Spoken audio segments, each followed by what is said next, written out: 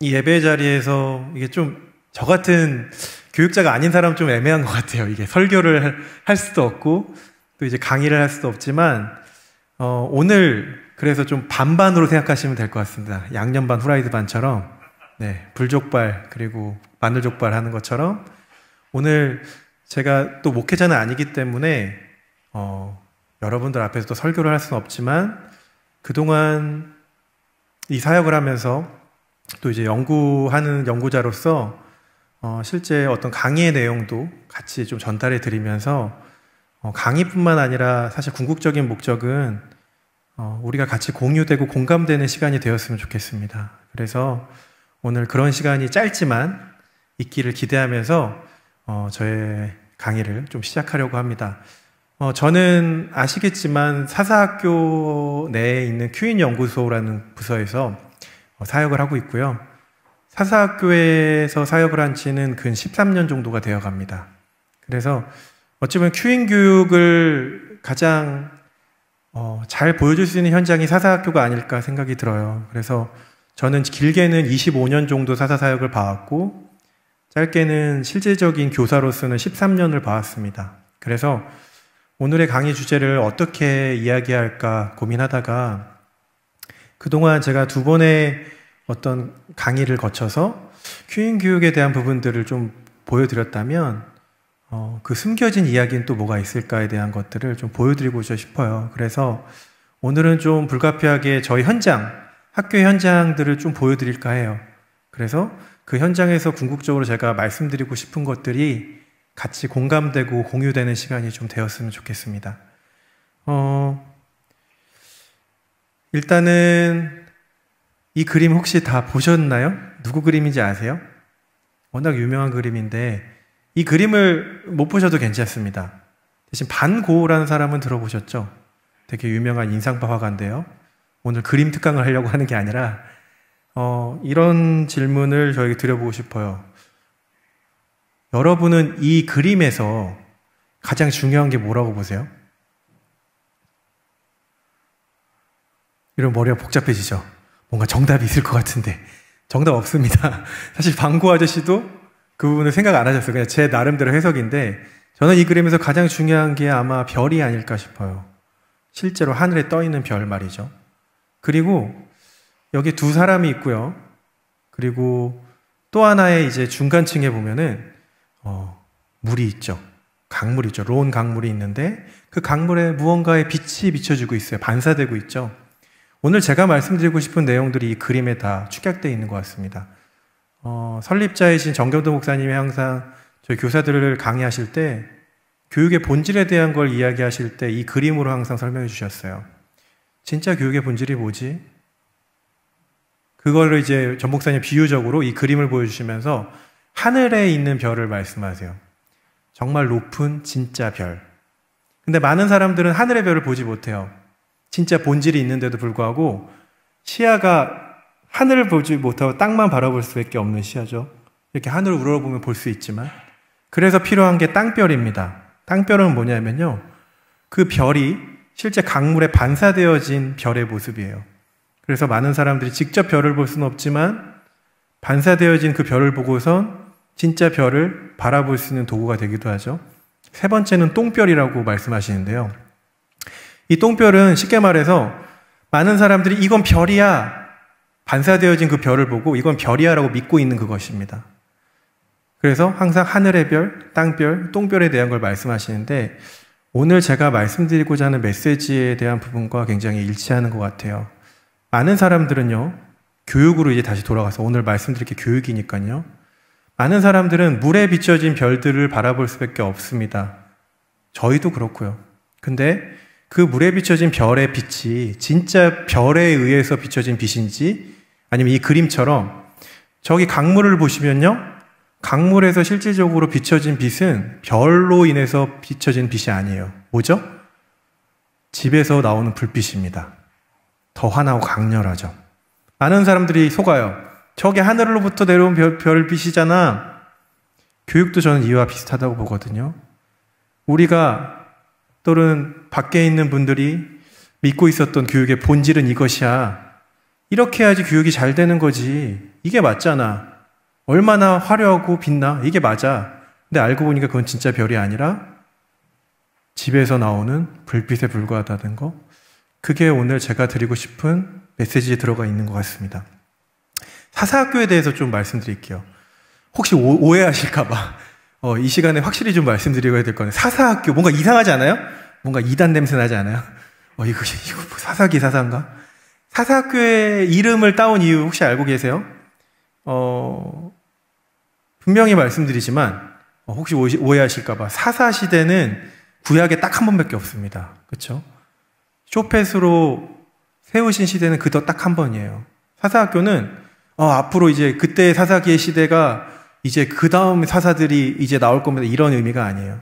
사사학교의 이름을 따온 이유가 이 말씀에서 기인했는데요. 그게 바로 사사기입니다. 제가 읽어드릴게요. 그 세대 2장 10절인데요.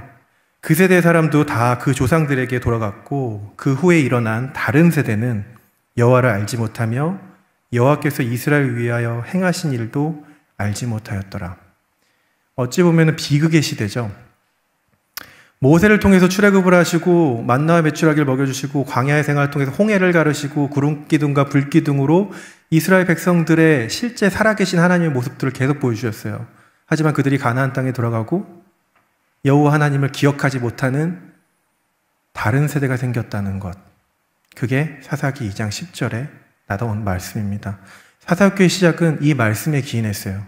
역설적이지만 사사기 시대가 나오지 않기를 바라는 마음에 사사학교가 어찌 보면 시작됐다고 보실 수 있을 것 같아요. 그래서 사사학교의 교육적 목적은 분명합니다.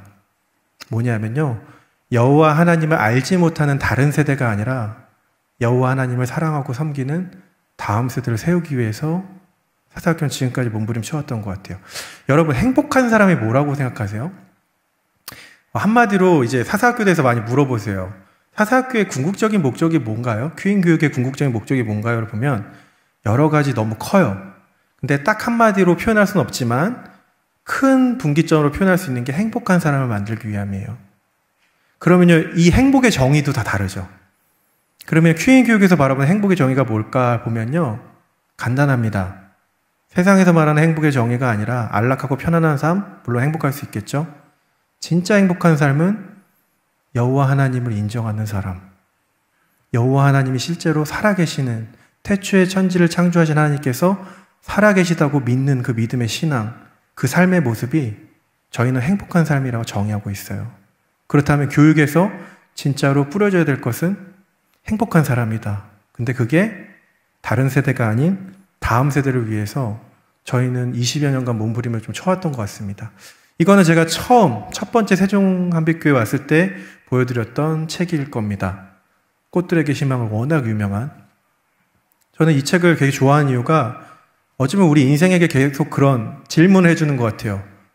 무엇을 위해 우리는 살아가지? 진짜 행복이 뭐지? 교육도 똑같습니다. 무엇을 위해 우리는 교육하는가? 무엇을 위해서?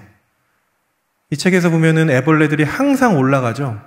이유와 목적도 없어요. 중요한 거는 얼마나 많은 부분들을 성취하고 얻었는지에 대한 부분만 중요합니다. 근데 작가는 말하고 있죠. 애벌레가 중요한 게 아니라 나비가 되는 것이 훨씬 중요하다고요. 나비가 되면 훨씬 더 높은 곳에서 다 바라볼 수가 있어요. 그리고 그렇게 죽어라 기둥을 올라갔던 그것들이 얼마나 빈 껌떼기였는지를 알게 됩니다.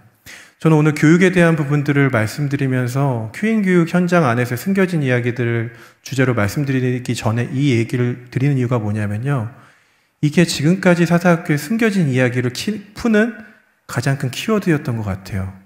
과연 무엇을 위해 살아갈 것인가? 교육의 본질이 뭐냐?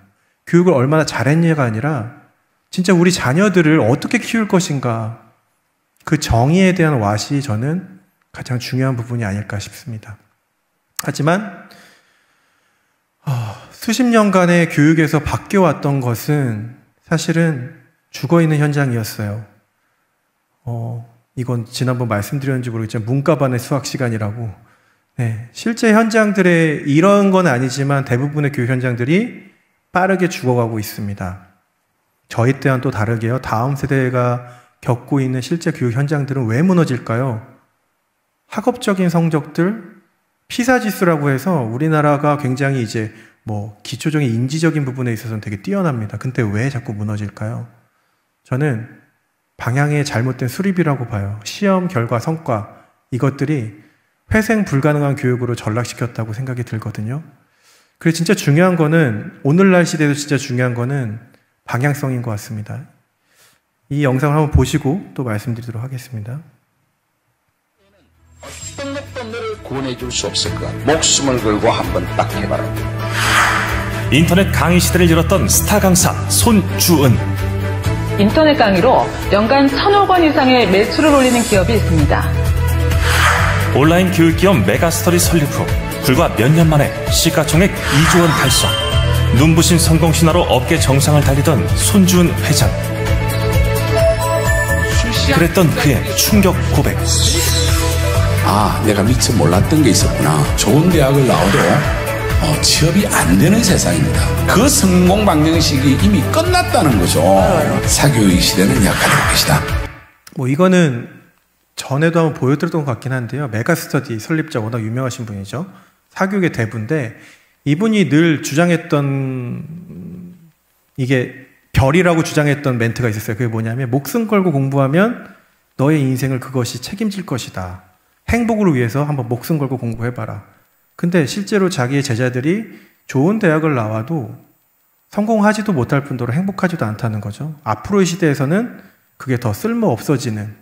그래서 많은 사람들이 하늘별이라고 이 물에 비춰진 별이 하늘별이야 라고 봤었던 그게 오늘날의 시대, 다음 세대가 살아가는 시대에서는 똥별 중에 똥별로 전락되어지는 그 부분들을 우리가 전제로 깔고 가야지만 제가 오늘 궁극적으로 말씀드리고자 하는 QN 교육에 대한 숨겨진 이야기를 말씀드릴 수 있을 것 같아요. 사실 이게 또 체감이 안 되는 게 저희는 좀 다른 시대를 살았습니다. 근데 저도 교육학자로서 이제 연구하면 연구할수록 얼마나 많은 헛된 파랑새들을 꿈꿔오고 계속 가고 있는지가 명확하게 드러나요. 그래서 이것들에 굉장히 많은 학부모님들 그리고 학생들이 속고 있는 부분들이 있는데요. 그중 하나가 바로 이건데요. 저희 QN연구소에서는 실제 수능 문제도 분석하고 풀어보기도 해요. 그리고 통계나 지표들을 보면서 이게 얼마나 이 평가들이 얼마나 이율 배반적인 평가인지에 대한 부분들이 계속 분석이 되는데요. 첫 번째는 그럼 이런 생각을 하시는 분도 계실 거예요. 세종한빛교회는 한 분도 안 계시겠지만 밖에 계신 분들은 이런 생각을 하실 수 있어요. 야다 선생님 좋아요. 나비도 좋아요. 앞으로의 시대에 나비가 중요하다면서요. 근데 저는 애벌레가 그래도 좋사오니 애벌레로 가겠습니다. 우리 자녀들, 우리 아이들 애벌레로 더 높이 올라가게끔 키우고 싶어요. 대학도 중요하잖아요. 근데 이 말씀 드리고 싶어요. 그러면 준비한다고 과연 기둥 꼭대기까지는 올라갈 수 있는 걸까에 대한 질문이에요. 제가 재작년쯤에 수능 지표로 한번 이 애벌레의 군들을 비교해봤어요. 보통 수능 5등급 정도가 되면 이 정도 되더라고요. 이 정도 위에 올라가 있어야 되고 2등급은 한 이 정도, 1등급은 한 이 정도 있어야 됩니다. 근데 이게 오늘은 그 수치를 다 말씀을 안 드리지만 재작년이었죠. 제가 유심히 보는 게 이 졸업생의 비율이에요. 이게 뭐냐면 쉽게 말하면 재수생, 삼수생, 사수생들의 비율이에요. 수능에서 현역으로 이제 원하는 결과를 얻지 못하기 때문에 저희 때만 하더라도 재수, 삼수에 대한 부분이 일반화되진 않았는데 지금은 3분의 1 정도가 재수, 삼수, 사수를 준비합니다. 왜? 대학을 가려면 수능에 대한 부분들을 준비해야 되는데 그 수능으로 하려면 이제 재수, 삼수가 아니고서는 안 되거든요. 그래서 계속 비정상적이고 기형적인 구조가 뭐냐면요. 고3이 되면 공정한 경쟁이 될 수가 없는 게 재수생, 삼수생들과 같이 경쟁을 해야 돼요. 근데 그 재수생, 삼수생들은 어떤 사람들이냐? 1년간 그 문제를 이제 도끼를 품고 계속 기숙학원을 다니면서 문제를 계속 푼 아이들.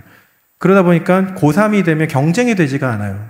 그 재작년만 해도 코로나가 또 터졌었고, 작년이죠. 코로나가 터졌었고, 최악의 고3으로서는 수능에 대한 부분들을 다 얻지 못했습니다. 근데 여기서 우리가 주목해야 될 건, 그럼 우리는 도대체 무엇을 위해 교육을 쳤을 때 무엇을 위해 그 소중한 것들을 버렸을까에 대한 분석이 돼야 될 것 같아요. 근데 또 하나 오늘 제가 말씀드리고 싶은 거는 이 부분보다는 진짜 그게 필요한가에 대한 부분이에요. 진짜로 앞으로는 그게 정말 필요한 부분일까? 그래서 지난번에도 말씀드린 것 같은데 제가 매년마다 가는 포럼이 있습니다. 글로벌 인재 포럼이라고 우리나라 제일 큰 포럼인데요. 이 연사 두 분의 이야기를 한번 들어보시고 앞으로 그래 내가 지금 맡고 있는 우리의 자녀들 그리고 우리 제자들의 가는 시대와 세대는 내 손자들, 손녀가 살아가는 시대에서는 나 때 중요하다고 생각했던 그 교육 안에서의 그 중요한 요소들이 진짜로 이제는 안 중요하겠구나에 대한 부분들이 우리가 확신을 갖지 않으면 보다 더 큰 하늘의 별을 바라보기는 어려울 수도 있을 것 같아요. 그래서 오늘은 일단 제 이야기도 이야기지만 이 강연자 두 분 굉장히 유명하신 스타트업이라는 CEO 분이신데요. 이건 참고로 2020년 작년 포럼의 내용을 제가 한번 편집한 건데 보시면서 2014년도에 리드라고 하는 AI 기반 교육회사를 창업해서 지금까지 운영을 하고 있는 리드 장용준이라고 합니다. 오늘 제가 말씀드릴 주제는 지금 교수님께서 말씀해 주셨듯이 코비드-19 이후에 혹은 코비드-19을 겪고 있는 지금 현재 글로벌 교육시장이 어떻게 변혁을 맞이하고 있는지 그리고 그 현장에서 스타트업이 그리고 기술이 어떤 역할을 하고 있는지에 대해서 제가 이해하고 있는 한 그리고 제가 직접 경험한 바를 좀 소개해드리고자 합니다. 익숙하신 풍경이실 텐데요. 이게 교실에서 학습을 하는 것이 아니라 교실에서 시험을 보는 학생들의 모습입니다. 우리는 그 스탠더라이즈 테스트, 그러니까 여러 가지 객관식 시험 유형의 문제들을 통해서 학생들을 평가하고 서열을 매기고 그리고 그 학생들이 어떤 진로를 탐색해야 하는지 혹은 어떤 학교를 가야 되는지를 결정지어 짓는 이 교육 시스템에 굉장히 익숙해 있습니다. 근데 이러한 수능 혹은 SAT, GRE, GMAT과 같이 이 스탠더라이즈 테스트를 통해서 학생들을 평가하는 방식을 서미티브 테스트라고 저희는 그 교육 쪽에서는 표현을 하고 있습니다. 이 서미티브 테스트 혹은 스탠더라이즈 테스트가 그동안 전 세계 거의 대부분의 교육 시스템을 장악을 하고 있었고 실제로 대부분의 이 교육이라는 것을 이루는 주체들, 학생, 선생님 그리고 학부모들 모두 이 누구도 만족하지 않는 항상 불만을 가지고 있었던 시스템이었던 것 같습니다. 실제로 여러 가지 통계 그리고 설문조사를 통해서도 그러한 수치들이 명확하게 나타나고 무엇보다도 좋고 싫음을 떠나서 실제 이 스탠더라이즈 테스트를 잘 보게끔 하기 위한 교육이 실제 교육의 본질을 충족시키는 교육 방식이냐에 대해서 많은 질문들이 있었었고 실제로 이분도 말씀하셨지만 저도 똑같이 여쭤보고 싶어요. 교육을 왜 하죠? 교육의 본질이 뭘까요? 교육은 너무 큰 겁니다. 특히 기독교 입장에서의 교육은 굉장히 크죠. 이거는 단순히 교육을 넘어서 하나님의 신앙과도 연결되어 있는 게 저희는 교육이라고 보거든요. 그게 바로 믿음의 전승이고 신앙의 전승이죠.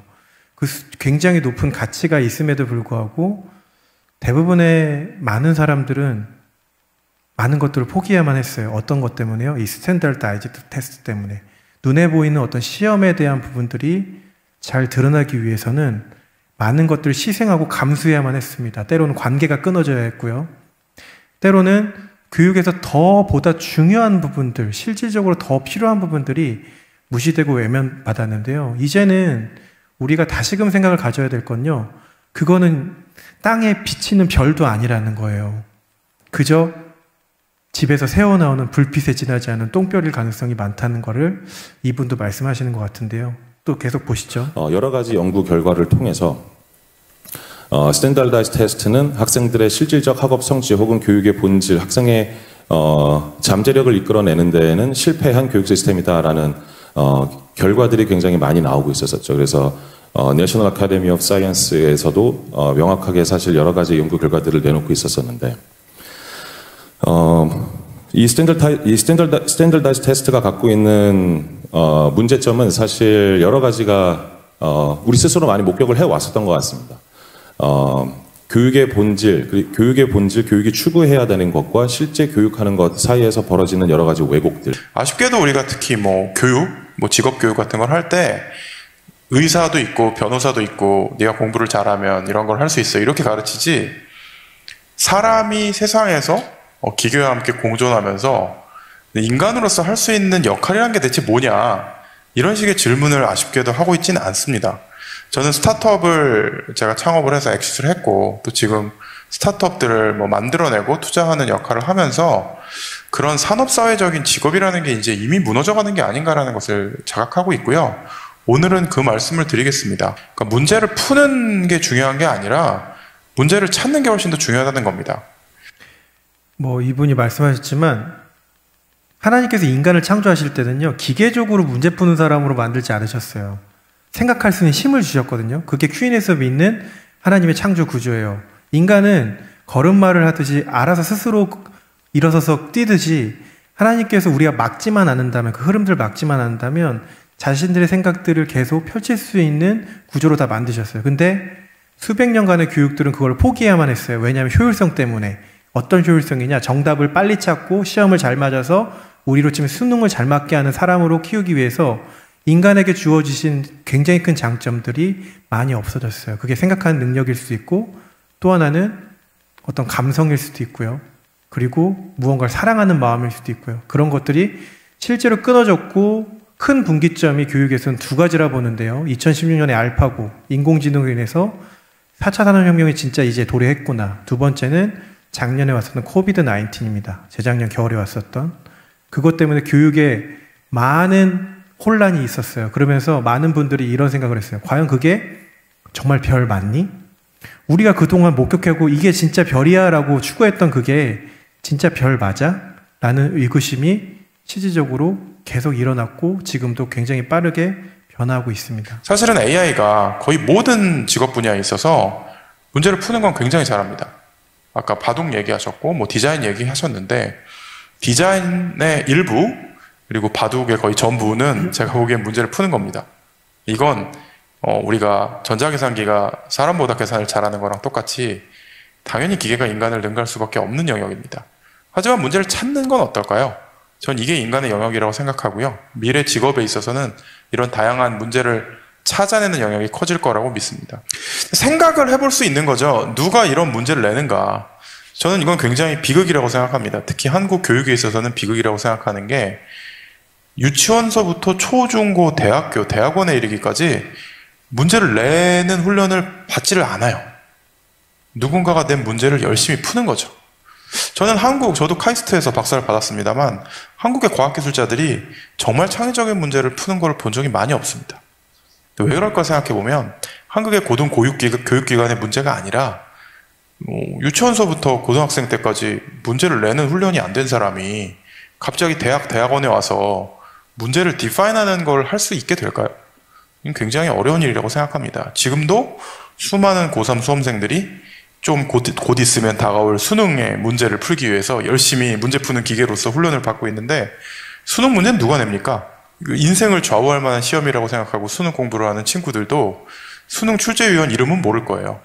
내가 누군지도 모르는, 그 사람의 존재도 모르는 사람들이 내는 문제를 풀기 위해서 내 10년 넘는 인생을 바친다고 하는 거는 이제는 일어나서는 안 될 일이라고 생각합니다. 보시는 것처럼 이거는 제가 좀 넘어가도록 하고요. 이것도 지난번 보여드린 것 같은데 실질적으로 그 시기가 있다는 거고요. 그 생각이 폭발적으로 자라는 시기가 있습니다. 근데 문제를 푸는 스킬에 안에서만 근육을 자라나게 되면요, 실제 생각을 발현하고 문제를 내는 부분에 있어서의 근육들이 자라지가 않아요. 특히 청소년기에 그건 굉장히 중요합니다. 유아부터. 사사학교 수학 수업을 한번 보여드릴게요. 여러분 수학하면 뭐 떠오르세요? 악마. 이 세상에 존재하지 않아야 될 존재, 이럴 수도 있죠. 근데 사사학교의 수학은 좀 결이 달라요. 뭐냐면 저희는 수능 1등급을 목표로 하지 않습니다. 모든 게 하나님께서 언젠가 쓰실 무언가의 도구로 생각해요. 그러려면 하나님이 창조하신 구조 안에서 그 아이들의 생각들이 계속 발현될 수 있는 기회를 줘요. 그게 좀 다른 수업의 결인데요. 한번 보시고 또 말씀드리도록 하겠습니다.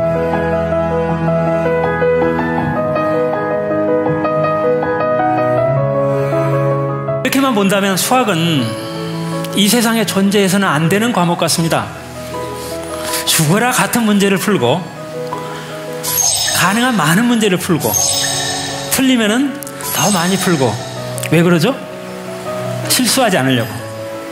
실수하면은 등수가 밀리니까.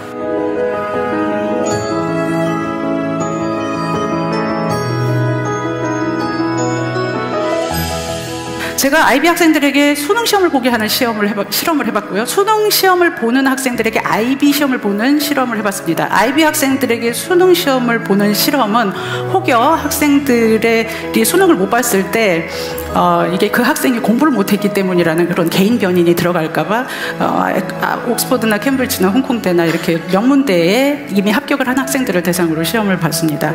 10명이 봤는데요. 1등급 한 명도 없었고요. 캠브리지 공대 합격한 학생도 수학이 반타작이었습니다. 앞으로 펼쳐질 데이터 기반 시대에 지금처럼 문제를 풀고 답을 맞히는 수학은 컴퓨터 뒤를 쫓아가는 것밖에 안 됩니다. 이 말은 뭐냐면 캠브리지 공대 학생이 수학 실력이 없어서 라고 우리는 말할 수 없습니다. 우리는 다른 종류의 능력을 측정하고 있는 겁니다.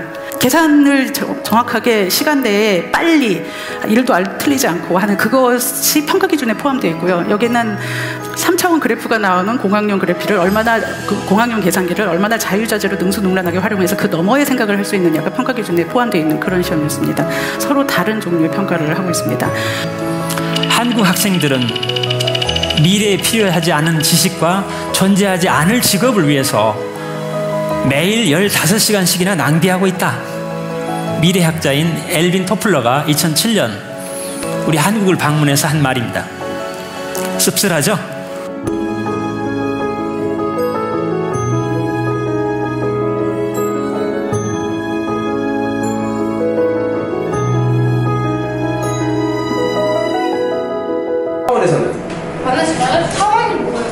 타원이 뭐냐고? 타원이 뭐지? 저 타원 알 것 같아요. 타원은 일단은 내 선생님 정의는 이건데 접점이라고 부른대.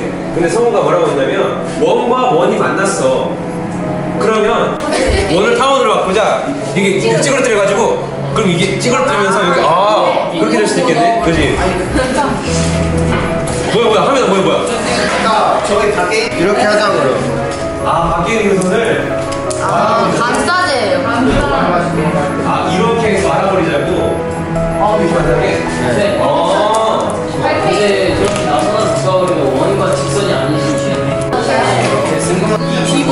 D보다 작아. 그러니까 이 D보다 이거를 원을 뺏어보면 이렇게 D가 되고 여기가 어리 되고 여기가 어리가 근데 이거를 여기에서 이렇게 원이 있으면 이게 반지름이잖아. 그래서 더 큰 반지름에서 작은 반지름을 빼면은 그래도 D보다는 작게 나오고 숫자를 더하면은 D보다 큰 숫자가 나와. 이 점이 이렇게 이것처럼 안에서 한 점만 접하려고 생각을 해봤는데 한 점만 접하려고 하면 모든 점이 접해지는 거야. 이해돼? 이거를 이렇게 이거와 똑같은 거를 안에다가 넣어서 한 점을 접하려고 했는데 한 점만 접하지 않고 이게 다 접하는 근데 또 접하고 이렇게 하면 또 한 점만 만나죠. 근데 그럼 밖에서 안에서를 넣었을 때 이렇게 생각했어. 시대가 변해도 달라지지 않는 암기 위주의 주입식 교육이 과연 4차 산업혁명이 원하는 인재를 양성할 수 있을까요? 시간을 죽이는 수학교육은 반드시 바뀌어야 합니다. 세상의 변화를 이해하고 예측하는 힘은 바로 수학적 사고에서 나오기 때문이죠.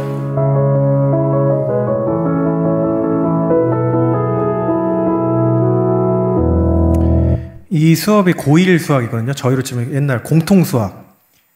공통수학이라 치면 그 수학의 정석 아시죠? 그 집합부터 시작하는. 그러니까 되게 재미없어 하는 수학이에요. 근데 많이 살아 움직이고 있어요. 그게 저희들의 평가 요소고요. 그 이유가 뭘까를 보면 스탠다드 테스트에 대한 부분들이 적기 때문인 것 같아요.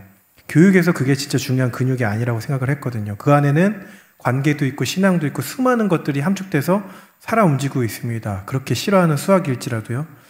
이거는 저희 고등학교 2학년 수업인데요. 좀 더 시끄럽습니다. 돗대기 시장이에요. 한번 보시죠.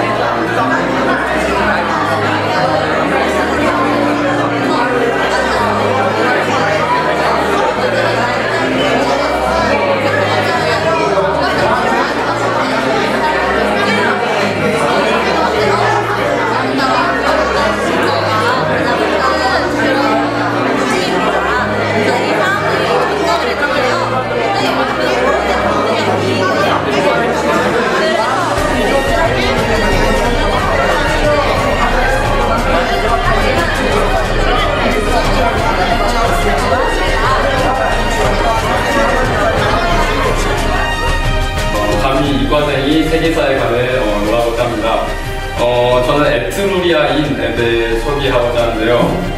이 사람들에 대한 내용은 세계사 교과서에 딱 한 문장만 나와 있고요. 그러니까 로마 동화정이 시작되기 전에 왕으로 지배했다고 나와 있습니다. 이들은 기원전 900년경 이탈리아 반도 내 최초의 문명을 일궈냈습니다. 고대 그리스 문자의 영향을 받아서 자신들만의 문자를 만들어냈고 이 문자는 로마 문자가 탄생하는 데 기반이 되었습니다. 또한 이들의 가장 큰 특징 중 하나는 바로 실용적인 건축물인데요. 이들은 아치라는 기술을 로마에게 전수해줬습니다. 중대한 결정을 내려야 한다면 하룻밤을 자면서 곰곰이 생각해보라. 자, 이런 말을 들어보신 적 있으신가요? 없을 것입니다. 미국 식당이니까요. 이 말처럼 사람은 과연 어려운 결정을 앞두고 곰곰이 의식적으로 생각하는 것이 좋을까요? 아니면 무의식적인 상태에서 결정하는 게 나을까요?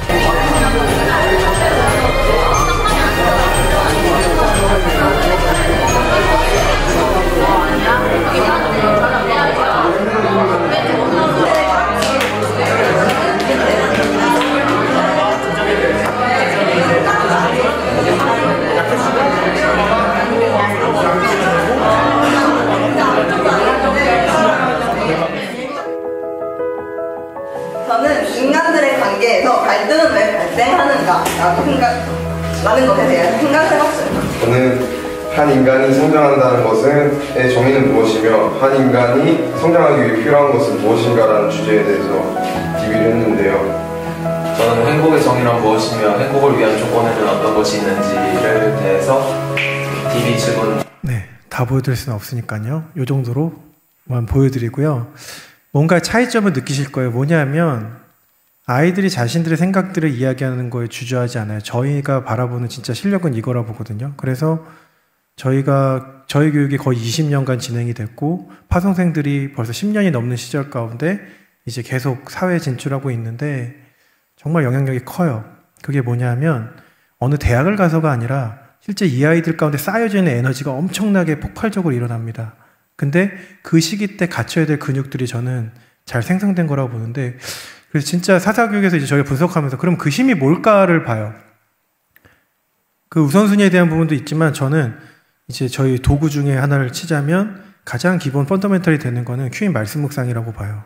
그 안에 이제 보시면 저희들이 펼쳐놓으려고 했었던 모든 부분의 정수들이 다 담겨 있거든요. 그래서 사사학교는 메시지 상징적으로 가장 중요한 1교시에 무조건 말씀 묵상부터 시작합니다. 왜냐면 이게 굉장히 상징적이에요. 모든 멘토가, 모든 반이 수학 영어 공부하기 전에 말씀 묵상부터 하는 이유가 있어요. 우선순위에 대한 부분도 있지만 실질적으로 전 목사님께서 극단적으로 말씀하시는 게 저도 같은 생각인데, 수학 영어 아예 안 하더라도 말씀 묵상만 6년간 훈련받아서 나가면 그 아이들 가운데 엄청난 에너지들이 쌓여요. 말로 설명할 수 없는. 근데 다만 많은 분들이 조급할 수가 있어요. 왜냐? 이게 실질적인 스탠다드 다이지 안에는 들어오지 않거든요. 근데 진짜 큰 것들은 스탠다드 다이지 안에, 테스트 안에 들어올 수가 없어요. 우리의 신앙도 그렇고요. 우리의 삶의 어떤 모습도 그렇고, 이걸 어떻게 테스트지 안에 단편적인 평가로 평가할 수 있을까요? 사사교육은 워낙 큰 눈에 보이지 않은 부분이고 말씀 묵상은 그렇기 때문에 저희는 쌓여져 가는 것들을 계속 봅니다. 그래서 그런 현장 안에서 저희 아이들은 계속 저희는 커간다고 생각이 드는데요. 이거는 아이들이 전교생들이 모여서 실제 저희 큐인 말씀 묵상을 가지고 했었던 어떤 활동들이나 한번 보시죠. I spin my records on a Sunday before I get myself to church. I put on my best fit, your song got me dancing. I cannot wait. 왜 예루살렘에 천하 각국으로부터 온 유대인들이 있는지 궁금했어요. 왜 경건한 유대인들이 예루살렘에 모여 있을까? You give me a reason to see beyond my mistakes and wash away my old ways. Now I'm a living testimony of your grace, and God, you give me purpose for a brand new day. 'Cause I spin my records on a Sunday before I get myself to church. I put on my best fit, your song got me dancing. I cannot wait to get out the door. We going to the house of the Lord. Yo, come on now. Yeah. See, See, on the first day I made mistakes, and on the second day I lost my way, but on the third day I found your grace, and ever since then ain't been the same, ain't been the same, ain't been the same. See, I opened up the word and everything started changing. Since the beginning, when I was running, I was on your mind despite the life I was living. Now I'm a living testimony of your grace. God, you give me purpose for a brand new day. 어떤 점은 7학년부터 11학년까지 많은 학년들이 모여서 어리면 어린 아이들답게 질문을 했고, 조금 성장한 사람들이라면 성장한 사람들다운 그런 질문들을 통해서 다양한 질문과 다양한 답들을 들을 수 있었던 곳이 있었던 것 같습니다. 사람들이 성령을 이렇게 경험하면은 되게 옆에 있는 사람들은 되게 시험이 들 수도 있고 그렇게 힘들 수도 있는데 왜 하나님이 성령을 허락하셨을까? 왜 연약한 인간에게 성령을 허락하셨을까라는 질문이었고요. 거기서 제가 제일 기억에 남는 대답은 연약하기 때문에, 그렇기 때문에 하나님이 더욱더 성령을 주신 게 아닌가라는 대답이 가장 기억에 남습니다. 네, 이거는 큐인 말씀 묵상 책자 보신 분은 아시겠지만 성경 공부가 아니거든요. 그 안에 수많은 생각들이 있고 수많은 울림이 있고 공감이 있어요. 그 안에서 숨겨진 시간들을 찾고, 성경 공부는 근데 정해진 정답을 맞춰가는 거죠. 어쩌면 스탠다드 다이지 테스트처럼. 근데 큐인 성경은 굉장히 많은 여지가 있어요. 도화지처럼. 폭발적으로 그 아이들이 틀리던 맞던 계속 성장하면서 가치관이 쌓여지고 그들의 언어가 성숙하고요. 수많은 것들이 쌓여지는 근원적인 도구가 제가 봤을 때는 큐인 말씀 묵상인 것 같아요. 우리 사사학교에서 우스갯소리로 어떤 작곡가가 그러더라고요. 만약에 지구가 다 망해서 뭐 2명의 작곡가 곡만 가져간다면 누구 거 가져가시겠어요? 뭐 누구는 바랑 베토벤만 있으면 뭐 다 이제 복원이 가능하다 하시는데, 저는 역으로 누군가가 저에게 이제 소장님은 많은 컨텐츠를 만드시는데 하나만 선택할 수 있다면 뭘 하시겠어요? 라면 저는 무조건 말씀 묵상을 택해요. 말씀 묵상 안에 모든 게 들어있어요. 저희 수학의 개발이든 뭐든. 그래서 저희는 큐인 말씀 묵상만 우리가 제대로 이해하고 이것들이 아이들 가운데 계속 심겨지고 발현이 된다면 그 부수적인 것까지도 하나님께서 계속 책임지는 것들을 많이 봤었어요. 그래서 결국에는 사사 이야기 안에서 중요한 키워드가 저는 말씀 묵상이었다고 보고요. 근데 이제 여기서부터 저희 반전적인 이야기를 좀 하겠습니다. 그러면 이런 말씀을 하실 수 있어요. 야, 사사학교 그래도 그러네. 앞으로 4차 산업혁명 시대에 대비하는 인재상을 교육을 하고 있네. 제가 얼마 전에 어느 대학교 가서 총장님, 교수님들 앞에서 저희 학교 현장들을 쭉 보여드렸어요. 굉장히 놀라셨어요. 왜냐하면 대학교에서도 이런 교육을 못 하거든요, 실제적으로. 그래서 많은 걸 물어보시고 정말 기대가 되고 소망이 있다고 말씀하시더라고요. 그 말 듣고 제가 네, 감사합니다라고 했지만 진짜로 제가 보여드리는 모습은 아니었어요. 이런 질문을 드려볼게요. 무엇에 소망이 있을까요? 반전. 여태까지 뭐 수학도 보여드리고 해서 뭐 이제 앞으로의 시대에 정말 이런 근육들을 갖춘 아이들이 자라나서 잘 자라겠구나라고 생각하실 수 있겠죠. 근데 정말 그런 것 때문이라면 사사학교가 존재할 이유가 없다고 봐요, 저는. 지금까지 제가 말씀드린 건 사실은 진짜 하늘의 별이 아닌 그 하늘의 별이 반사되어서 빚어진 땅별에 불과해요. 근데 왜 저는 이런 얘기를 할까요? 많은 사람들이 바로 하늘을 보면 좋거든요. 근데 하늘을 보실 수가 없어요. 그래서 그 비춰진 땅별이라도 보면서 하늘의 별을 바라보길 원하는 그 몸부림이 저희 사사학교에는 있어요.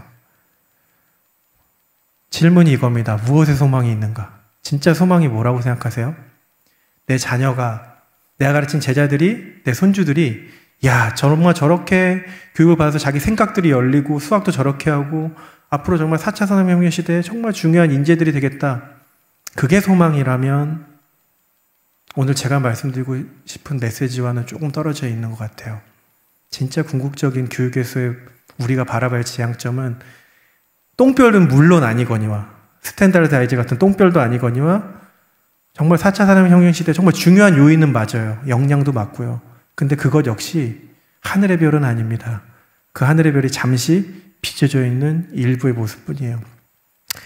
이런 부분들을 좀 소개하고자 제가 현장 2개를 보여드리고자 해요. 바로 샘트라는 현장인데요. 이거는 사사 이 익스텐딩 미션 텔리토리인데요. 수학여행 같은 거예요. 쉽게 말씀드리면. 근데 우리 아이들이 수학여행 같은 그 기간을 7학년 때 호남부터 해서 중국, 강원, 영남, 전국을 이제 5년간 돌아다닙니다. 마지막 6년 차에는 유럽을 한 달간 가요.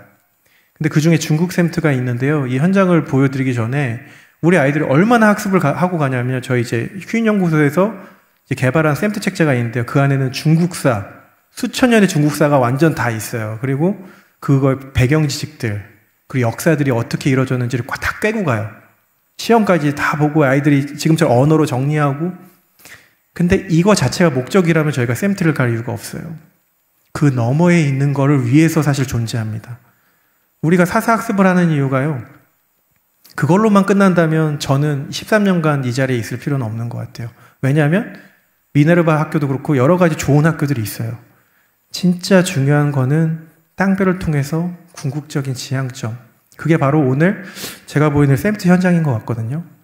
샘트는 어떤 수학여행처럼 지적인 부분을 가리키고자 하는 부분들이 아닙니다.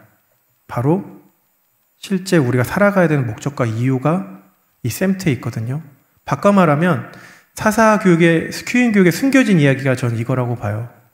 궁극적인 본질이 있는데 그건 너무 크고 어려우기 때문에 이걸 통해서 우리가 흘러갈 수 있게끔 하나의 수단과 도구와 목적 자체가 아닌 무언가의 과정인 거죠.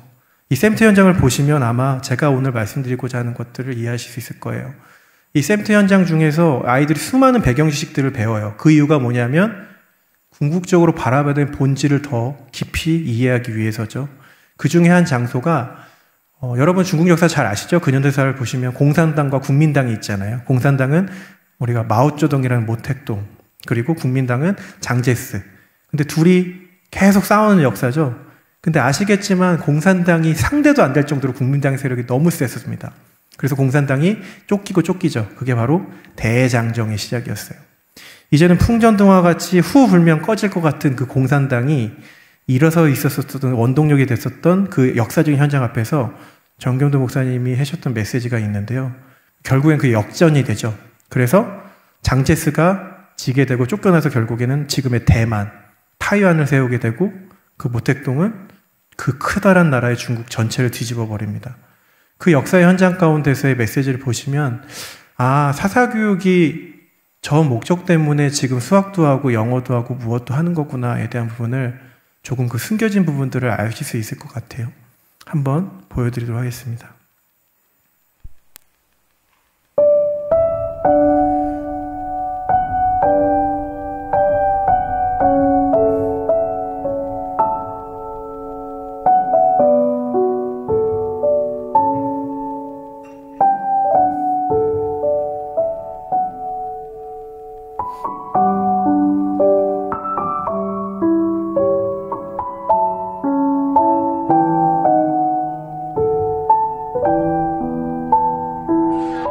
이 세상을 어떻게 보는가? 무엇이 소망이 있는가? 다 망가져 있어. 너희들이 그것 때문에 이 땅에 온 거야. 대한민국을 살려야 될 거 아니야. 무너진다면 고칠 거 아니야. 수축하는데, 그지? 그 힘이 어디서 나와? 그 힘이 있어, 우리는. 그 힘이 있다고. 그 힘을 다시 확인하는 장소야. 실제 역사 속에서.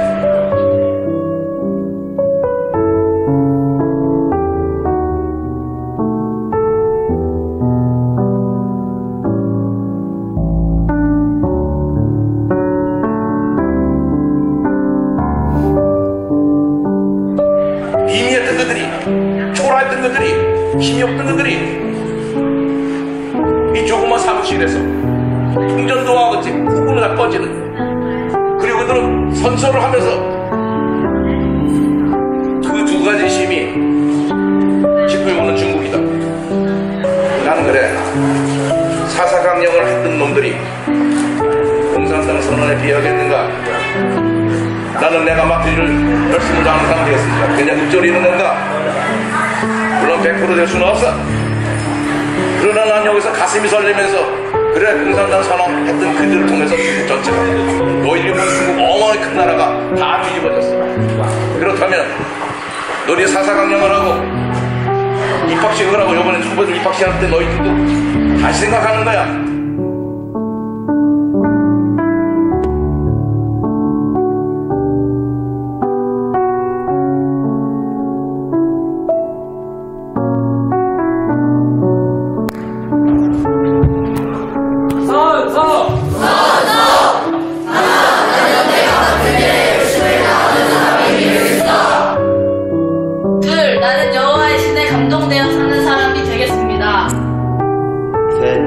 나의 가정과 민족과 교회와 세계를 사랑하는 사람이 되겠습니다.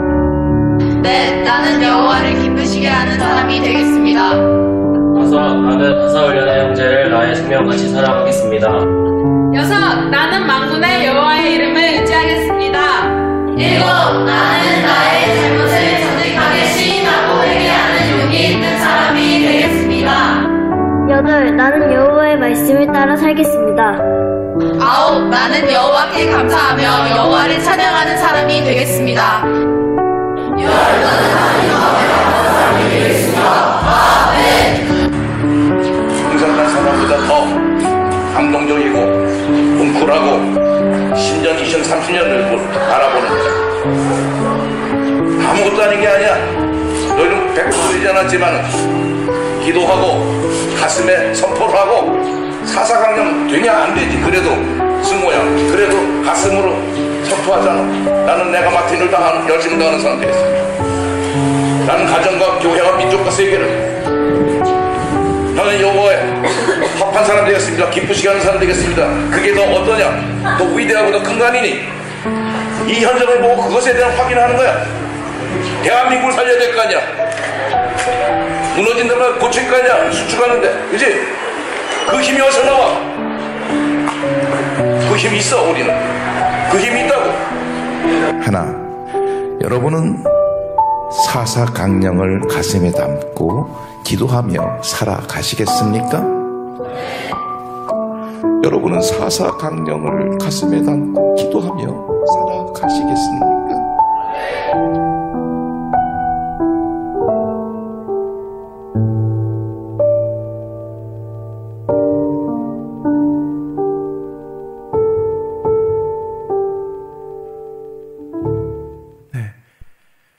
샘트 영상 하나 더 보여드릴 건데요. 저도 이 사사강령을 할 때마다 뭉클거리는 게 그 1990년 1기생이 바로 저였거든요.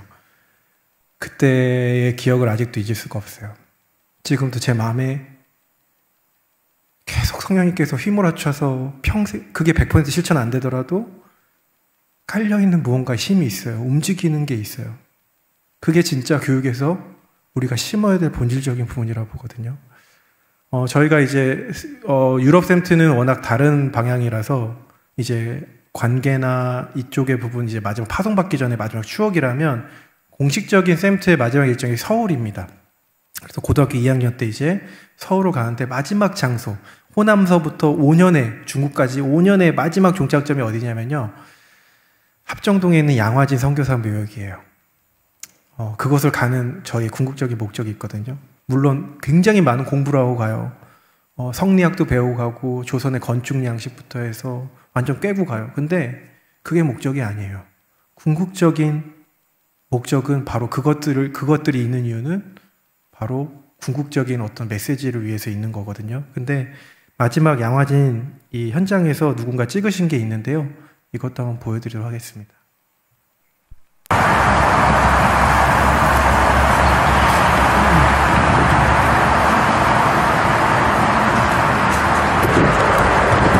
선교사님 힘들 때가 없을까? 가기 힘들어할 때? 교육자가 많은 사람들이 얘기하더라고. 가장 힘들 때는 선교지에서 내 가족이 해보니까.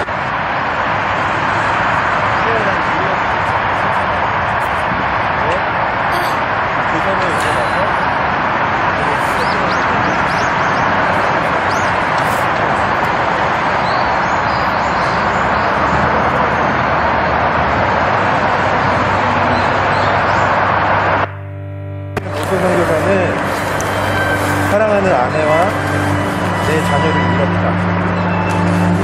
그러나 그는 조선을 향한 선교사 성경 번역의 소망을 내려놓지 않았다.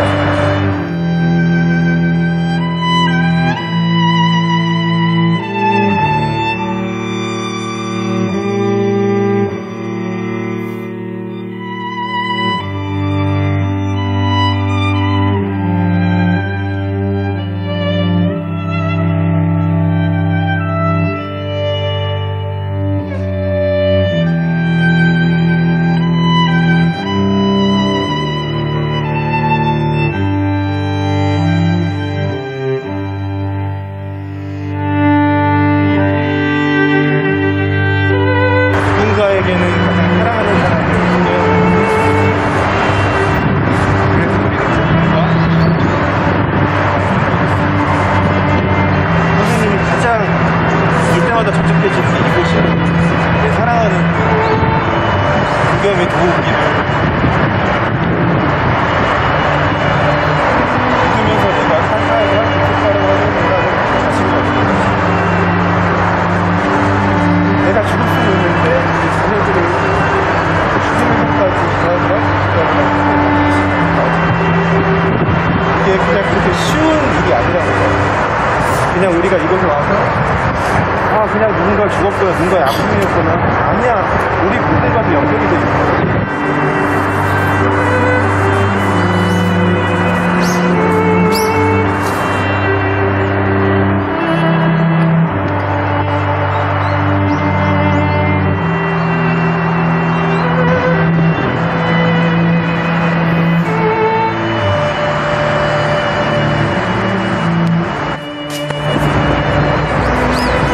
수많은 이야기들이 있어. 너희들 사이에 그냥 무덤이야. 누군가에겐 절망과 아픔의 길 같은 무덤에 있는 인격과 이야기거든. 포기하고 싶을 때마다 복음 때문에 내가 미련해 보이는 것 같고 손해보는 것 같지만 다시 그 이야기를 수많은 사람들의 눈물과 아픔과 절망을 현장들을 다시 보면서 기뻐하다.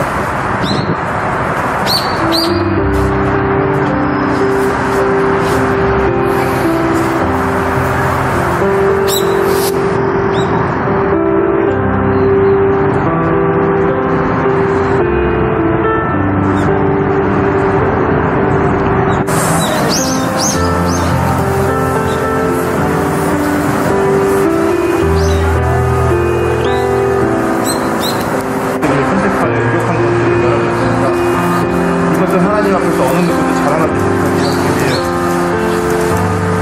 복음 안에서는 소망이 우리가 아무리 세상 기준에서 어떤 사람이든지 간에 우리의 삶의 복음의 가치를 인정하고 살아갈 때 하나님께서는 우리의 모든 인생을 들어서 복음의 승리를 펼쳐줍니다. 그렇기 때문에 우리의 삶이 소망이 있는 문제가 있습니다. 우리가 무언가를 어떤 대학을 가기 위해서 어떤 진로를 택하기 위해서 목표를 선택하기 위해서 살아가는 것이 아니라 그 모든 것은 부수적인 것이고 궁극적인 것은 그냥 복음의 가치를 아는 자들로 살아가기 위한 너희들이 그것을만 변하지 않다면 세상을 움직일 힘이 있어. 에너지가 있다. 그래서 기대지 못하고 선생님이 지금은 미락하고 지금은 일어나는 것 같고 지금은 흔들리는 것 같지만 목사님도 그렇고 우리 선생님들은 30년 후에 너희들이 복음의 가치를 아는 강단자로서의 너희들 그것에 대한 가치를 훌쩍을 찾아서 계속 남길 수 있는 너희들의 생물들 성령님께서 언젠가 흔들릴 때마다 선생님처럼 그 이야기들을 통해서 너희들 다시 복음의 가치를 알고 있는 사람들로서 다시 이끌어갔습니다. 그리고 우리 앞선 선배들이 따라갔던 그 흔적들에 따라서 우리도 누군가에게 그 길을 전달하는 자들로 그것을 선생님이 기대합니다.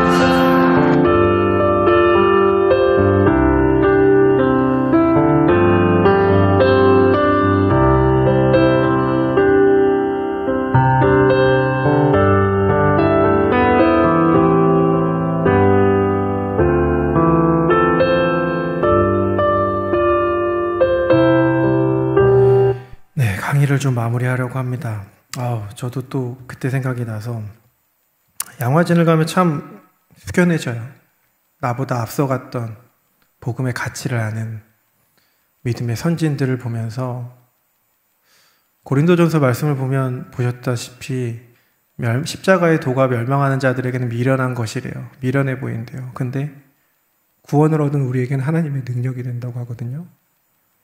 그래서 많은 사람들이 하늘의 별을 보지 않아요. 미련한 것처럼 보여서.